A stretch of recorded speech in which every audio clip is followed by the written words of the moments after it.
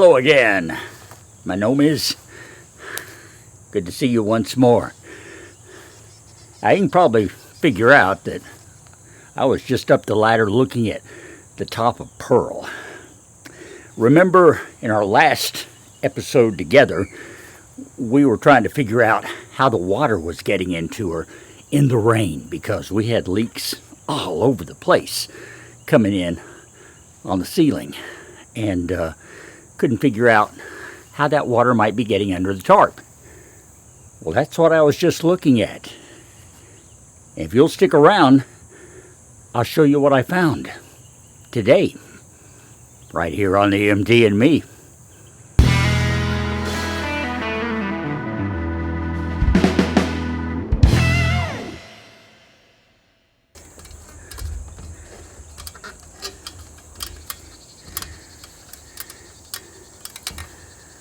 So, I have had this tarp that's currently on top of Pearl up here for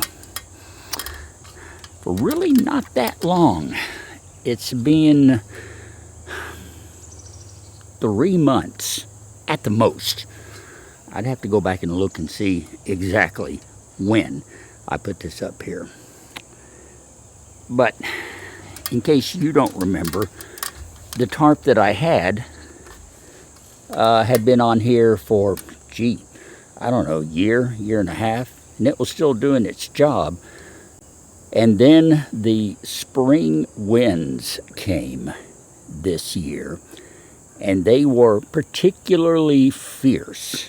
You remember all the programs where I had limbs coming out of my grandfather oak tree, which I'm still getting a few every now and then. But the really big ones, I think, have all fallen. But anyway, the wind was just murdered this year. And it shredded the tarp on Pearl. It was about time to replace it anyway. I got to give it credit. I got my money's worth out of it. But once you get a tear in a tarp, a good strong wind can come along and that tear will just, like a zipper, just go straight down it. And it's all over with then. So that tarp got shredded. So I literally ran out to, the local discount center and bought the biggest tarp I could. Fortunately, they had one that was big enough to go on Pearl. I ordered one, but it was going to take, anytime you order something, it's going to take a few days to get in. I ordered a good heavy-duty tarp. But then I had a rainstorm threatening, and I'm thinking, I don't have any kind of cover on Pearl. I got to do something. So that's when I went to the store locally and bought a tarp. It's not an expensive tarp, but it did the trick. Up until recently, it's been doing the job. Been keeping the water out of her. Now, all of a sudden, it's not. And we're here to find out why. And once I climbed up here and started looking, well, it became kind of obvious. The summer sun has not been kind to this tarp. No. It is starting to fade and wear terribly. As a matter of fact, let me show you something here. I can just about push through it. Oh, I don't know if you can hear that or not. There we are. There we are right there. See that? Look at that. With my finger, tore a hole in it. I just noticed where I had the camera sitting. The camera leg tore a hole in the tarp. And I didn't realize it until I moved it. I don't see any holes there at the back. We'll get a little closer to that in a moment, because I had a leak going on back there.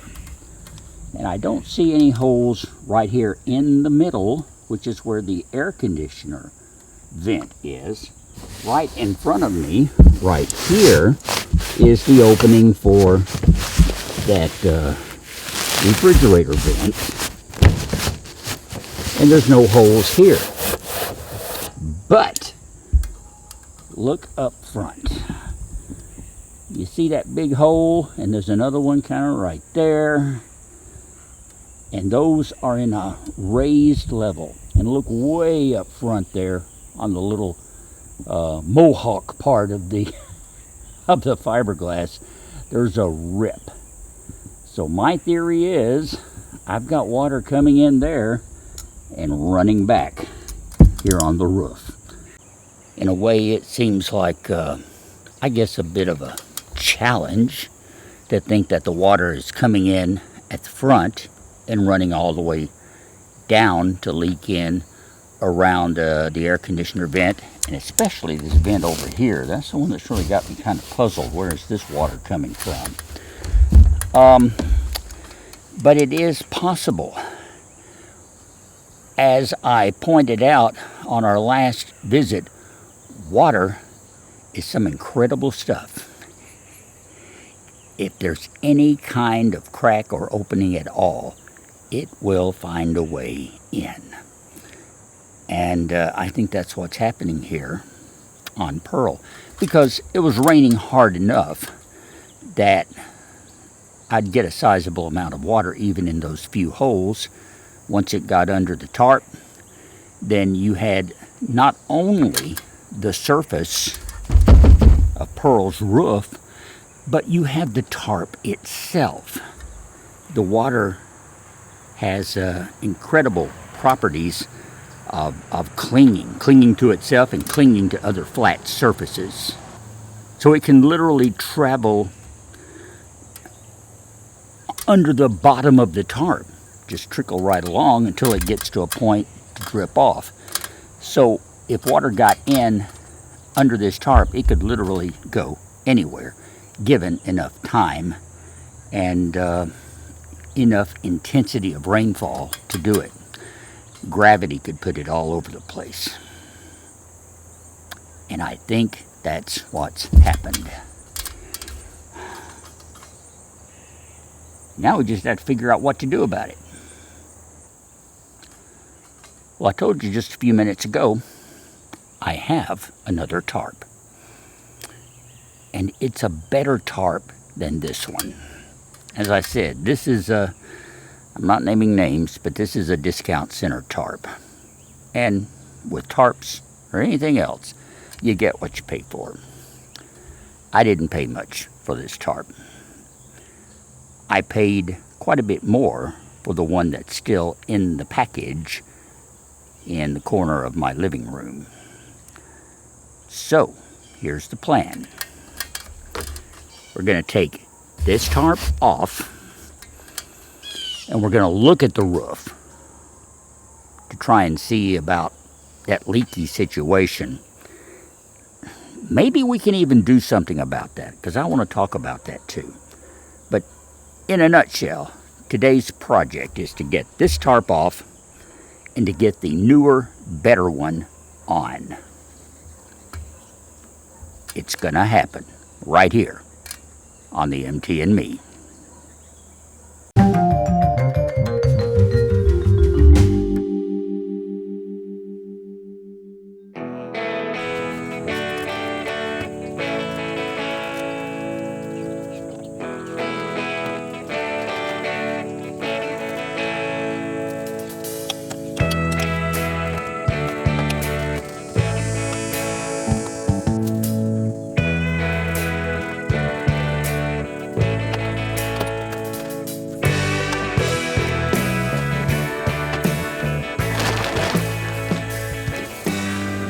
Okay, so that has all the straps disconnected.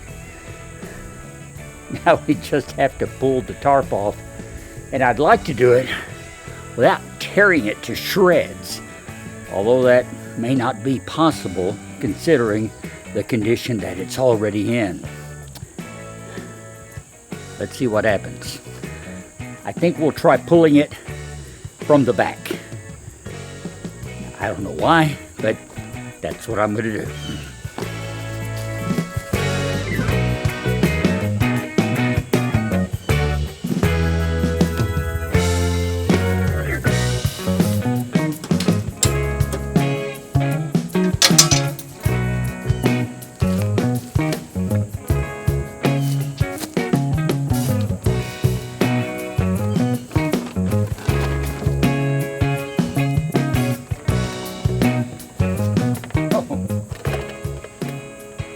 one more strap.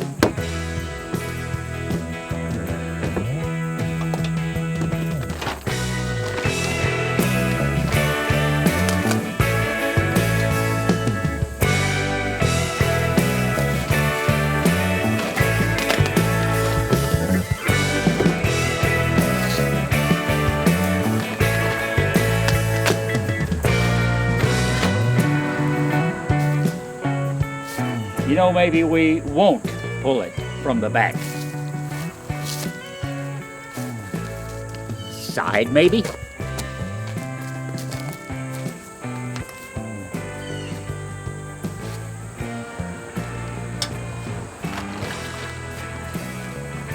One thing, it's caught in the door.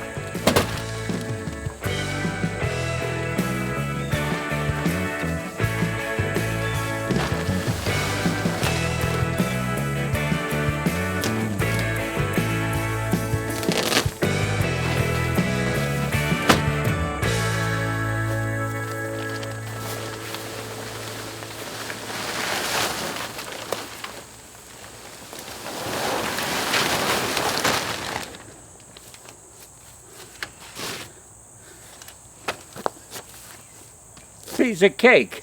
Ah.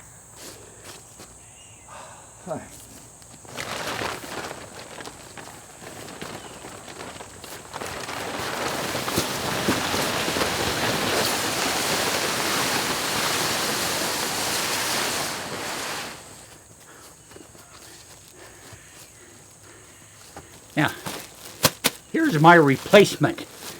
Ain't it pretty? It's all white, just like Pearl used to be. This is a 12 by 25 heavy duty reinforced 10 mil thick tarp. It's not the thickest you can get. That's getting pretty close. I think the one I took off might have been a 5 mil. It was the heaviest I could get. So this ought to be twice as heavy, twice as durable, and hopefully it'll last over twice as long as that one on the ground over there. Let's find out.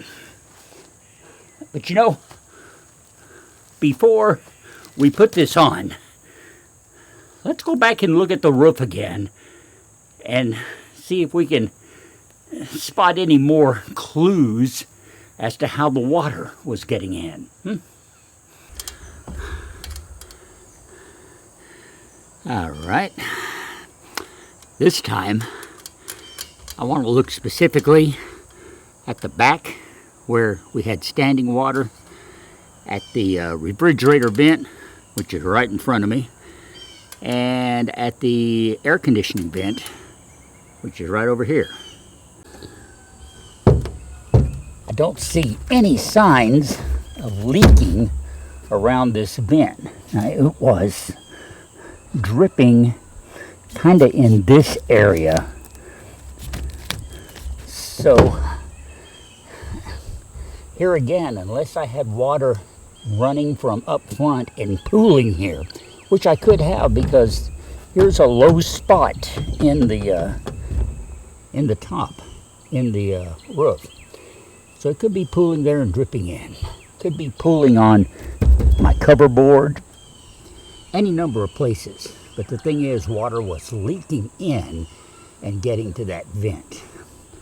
And based on the holes we found, the only place it could be leaking in was up there in the tears that were over the front vent. That's a long way for it to travel, but it could happen. As for this refrigerator vent, the hole that was dripping is right there. It's the only mounting hole that does not have a rivet in it, and it does have a bit of a dip. But as to exactly where that water was coming from, here again, there was no hole over here, so it had to be running in and hitting this low spot. Perhaps it's the same source of the water that was on the air conditioner vent. Something might have just been pooling here and dripping down. And as for that spot in the back, well, there's no water standing there now. But this is the place, right there next to the ladder.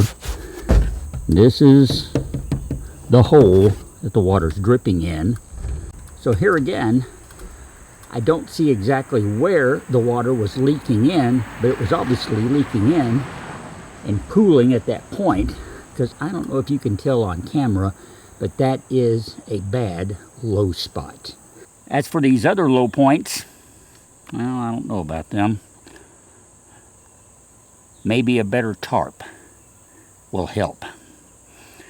And that is our next step.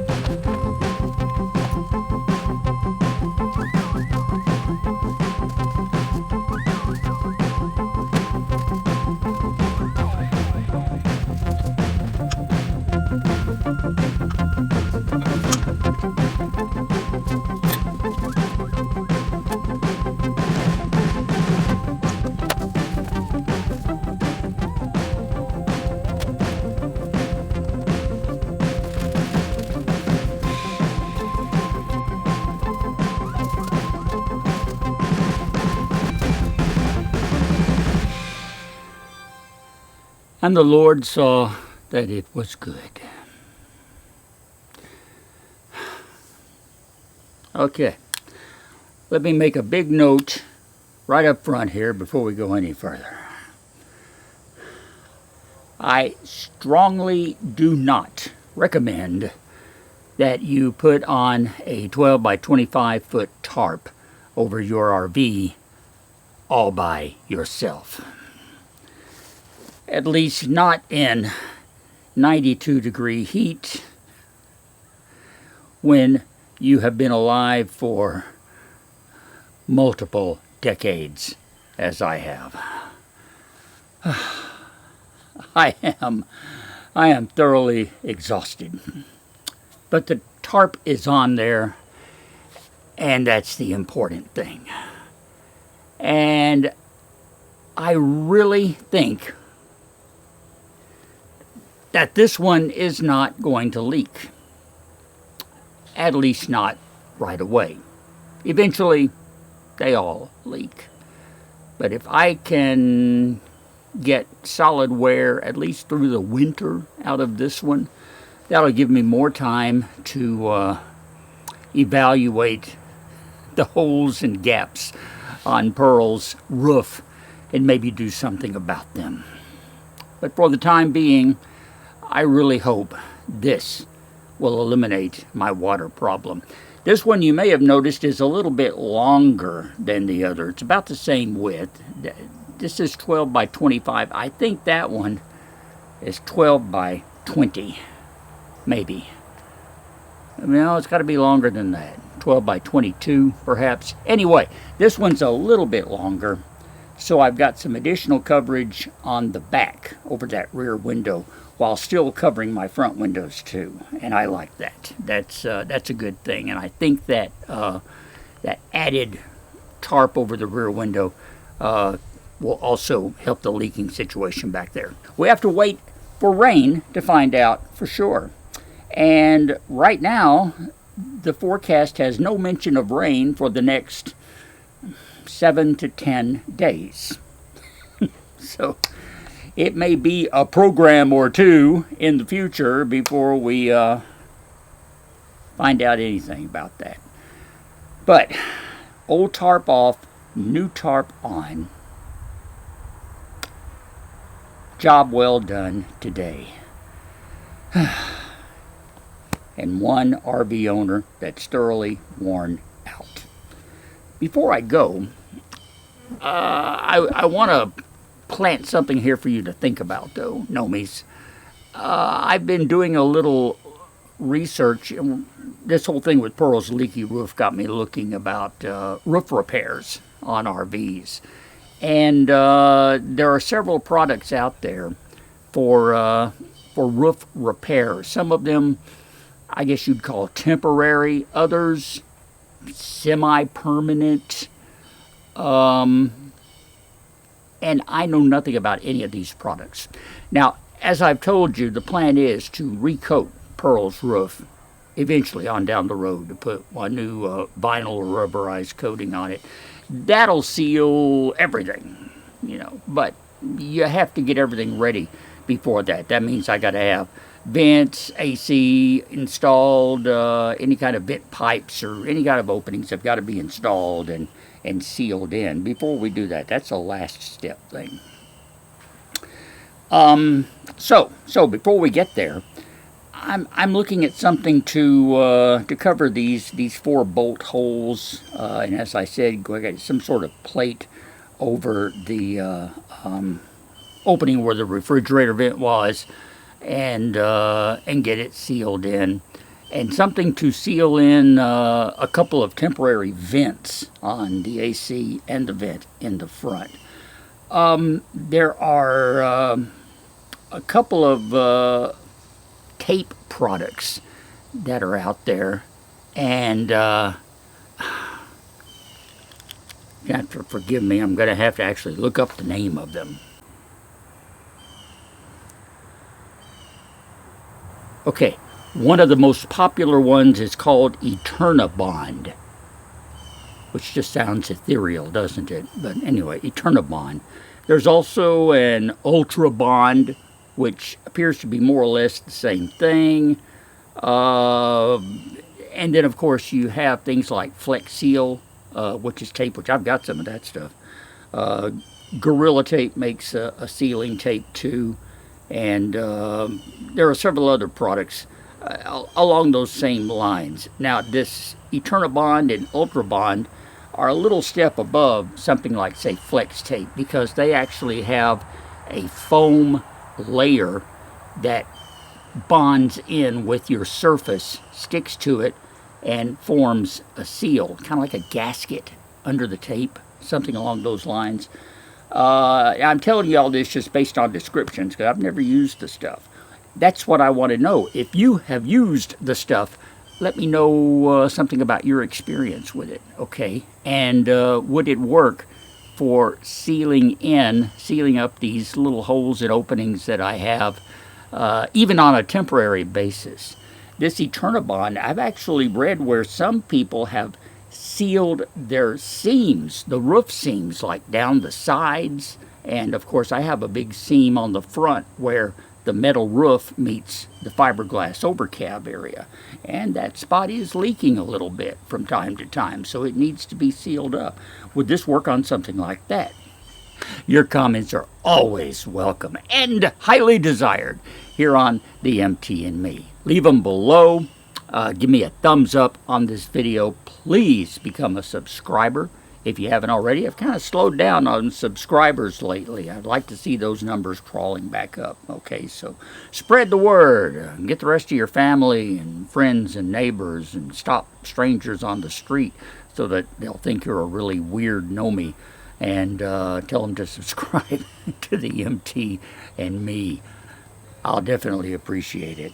I appreciate you, my know-me's. I love each and every one of you for joining me each week right here. Okay, now I'm gonna go cool off and rest and just chill out for a while. You take care. Till next time around, I'm Russ, and we will talk later.